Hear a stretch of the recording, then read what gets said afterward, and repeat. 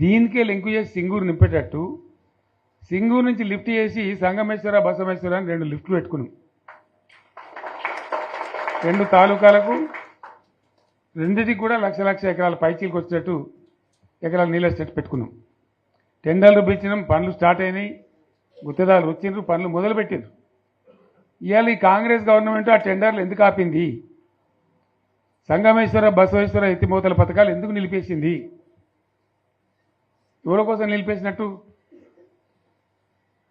నేను హరీష్ రావుకు చెప్తున్నా, మీరు 2 తాలూకాల ప్రజలను కూడా సమీకరించి సంగమేశ్వర బసవేశ్వర మీద పెద్ద ఎత్తున దండయాత్ర చేయాలి, పోరాటం చేయాలి. తప్పదు కదా, కొట్లాడితేనే తెలంగాణ వచ్చింది. ఇది కూడా రావాలని కొట్లాడాలంటే ప్రజలు విజృంభించాలి, అయితేనే నీళ్ళు వస్తాయి. సంగమేశ్వర లిఫ్ట్ రావాల్సిందే, బసవేశ్వర లిఫ్ట్ రావాల్సిందే. ఖచ్చితంగా 2 తాలూకాలకు కూడా 1,50,000 ఎకరాలకు నీళ్ళు వస్తే పంటలు పండితే మనం బతుకుతాం. అంతే కదా, ఆందోళన కొడుతుంది దానిలో. సంగమేశ్వర బసవేశ్వర ఆందోళన కూడా ఉంది. సింగూరు కాక సింగూరు మీది ప్రాంతానికి వచ్చేదంతా కూడా దాదాపు 70,000-80,000 ఎకరాల ఆందోళన కూడా ఉంది. సో అంత మంచి ప్రాజెక్ట్ ఇవాళ కాంగ్రెస్ ఎందుకు ఆపింది? ఓ మినిస్టర్ ఉన్నాడా, ఆయన ఆందోళన.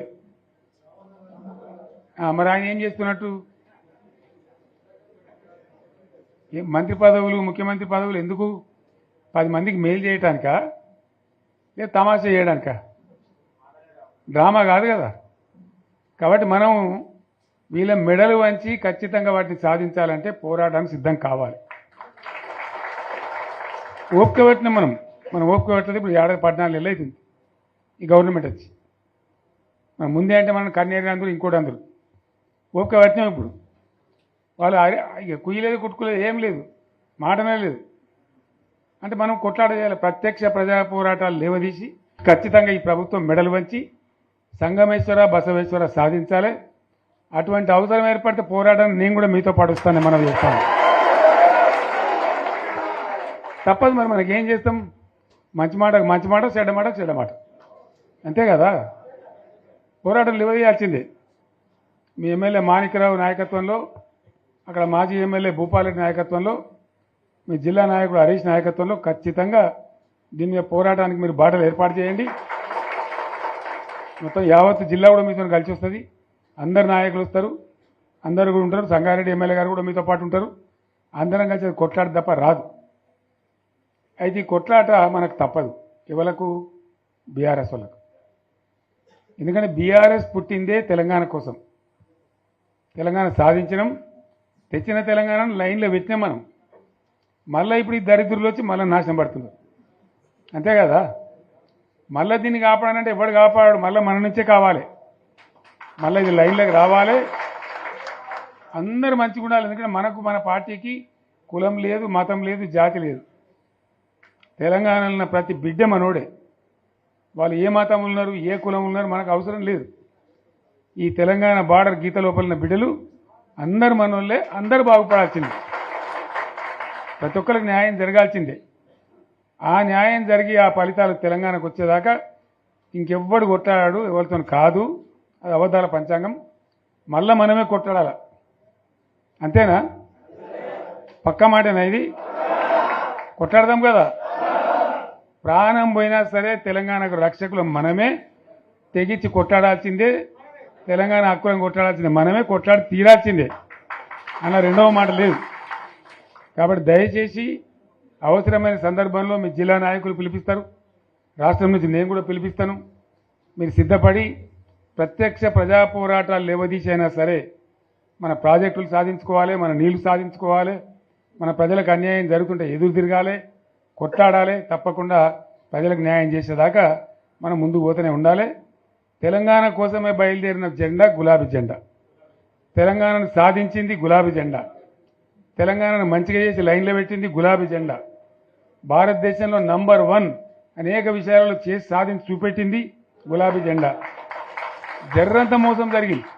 ఆ జర్రంత మోసానికి ఇవాళ ఓరోడిగా ఉనుక మీద రోకలోనే దుంకులాడుతుండు. అంతే కదా. ఎందుకు వానికి దాని కూడా ఏమేమో మాట్లాడుతుంది. సరే, నేను గంభీరంగా మౌనంగా చూస్తున్నా. నేను కొడితే వట్టి కొట్టు నాకు అలవాట్లేదు కదా. నేను వెళ్ళినా అంటే మళ్ళీ భూకంపం పుట్టాలి. ఇక చూద్దాం ఎక్కడి దాకా చేస్తారో వీళ్ళ కథ ఏందో చూద్దాము. మనోళ్ళందరూ కూడా ప్రతిపాదిస్తుంది ఏంటంటే, ఒక సంవత్సరం జరిగిపోయింది, సంగమేశ్వర ఆన్నే పన్నది, బసవేశ్వర ఆన్నే పన్నది, పాలమూరు ఎత్తిపోతల పథకం ఆన్నే పన్నది, కాళేశ్వరం అట్లా ఎండబెడుతున్నారు, ఇవన్నీ అన్యాయాలని. కాబట్టి ఫిబ్రవరి నెలాఖరులో ఒక పెద్ద బహిరంగ సభ పెట్టాలి, వీళ్ళ కథ చూడాలి అనేది జరుగుతూ ఉంది. కాబట్టి మీరు కూడా పెద్ద ఎత్తున దయచేసి ఆ సభకు కదిలి రావాలి, అంత దూరమే ఉండదు. తెలంగాణ శక్తి ఏందో మరొకసారి చూపించి వీళ్ళ మెడలు వంచి ఇప్పుడు సాధించాలి. భవిష్యత్తు కోసం కూడా కొట్టాడకు మనం సిద్ధంగా ఉండాలి. ₹1,00,00,000 భూమి ఇప్పుడు 50 లక్షల కాడికి లేడు.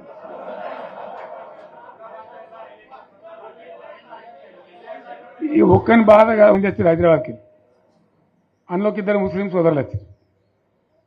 साहब सोप तबाह हो गया, इफलासी मुफ्त क्या तब होगा, तुम्हारे क्या हो, तुम हैदराबाद में तुम लोग हैं, मेरा कारोबार है साहब, मेरा छोटा मोटा कारोबार है, होटल भी है, 70% गिर गया अब. हर कोई पूछ रहे, हर कोई केसीआर को याद कर रहा है साहब अंటారు. వాళ్ళు మాట్లాడుతున్నారు.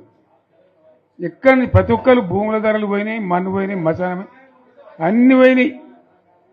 ఎంత మంచిగా 4 ఎకరాల రైతు నేను 4 కోట్ల ఆసామని అనుకుంటుండే, అంత ధీమా ఉండే, ఎంత బాగుండే. హైదరాబాద్ నుంచి అడిగితే కూడా వచ్చి మనం ఇవ్వకపోదాం భూములు, డిమాండ్ పెరగానని. అంత బ్రహ్మాండంగా మారుమూల ప్రాంతంలో కూడా 40 లక్షలు 50 లక్షలు ఎకరానికి ఉండే. అటువంటిది సగానికి సగం పడిపోయి మొత్తం నాశనం చేశారు. వీళ్ళని ఇట్లే వదిలిపెడితే ఇంకింత నాశనం అవుతుంది. కాబట్టి మనం కొట్లాడాల్సిందే. నేను ఇంకొక మాట మీకు చెప్తా, ఎలక్షన్లలో నేను మస్తుగా చూసిన 50 ఏళ్లలో పార్టీలు గెలితాయి ఓడతాయి. ఇంత మాయలు మీ ఏడాది లోపలనే కాంగ్రెస్ పార్టీ దొరికితే కొడతాం రానంత కోపంలో ఒక్కటే ఏడాది. ఇంకా వాళ్ళ బొంద తెలివికి నిన్న వాని పార్టీడే మంది పెట్టాలి, అదేందో పోలింగ్ పెట్టిన వాడు చూసిరా మీరు. ఆ పోలింగ్ పెడితే 70% మనకు వచ్చింది, 30% మనకి వచ్చింది. వాడు పెట్టింది మనం పెట్టింది కాదు,